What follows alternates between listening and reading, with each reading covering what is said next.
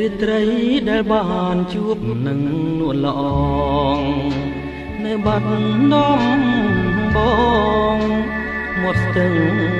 សង្ការយើងទាំងពីរនាក់សច្ចាស្បត់ស្បា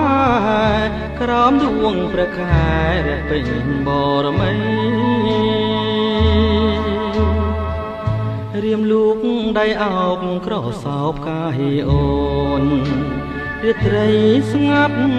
សូនដោយស្នេហ៍ភក្តីភាំងអើយភាំងអូនញញឹមមានន័យ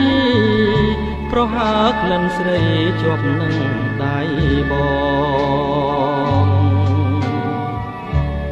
រាត្រីរនោចដូចផ្ដើមនឹកនឹងពើសល់តែតវ៉ៅសស័ព្ទឆ្លើយឆ្លងជំនួសពីងអូនដែលធ្លាប់សាសងនៅបាត់ដំបងមាត់ស្ទឹង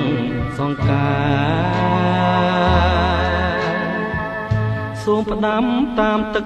ភ័នឹកតាមខ្យល់ឲ្យឆោមនេះមុលវិលមករកស្នេហ៍ដូចរាត្រីកាលពេញបរមីខានាស្ទឹងសង្កែក្រុងបាត់ដំបង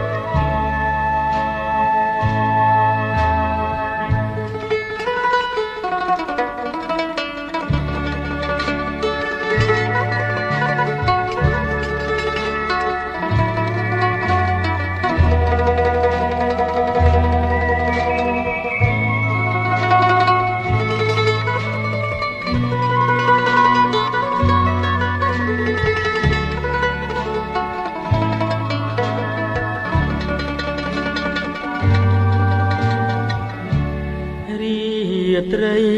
រនោចដូចផ្ដើមនឹកនឹងទៅសល់តែតវ៉ៅសស័ព្ទឆ្លើយឆ្លងជំនួសពីងអូនដែលធ្លាប់សាស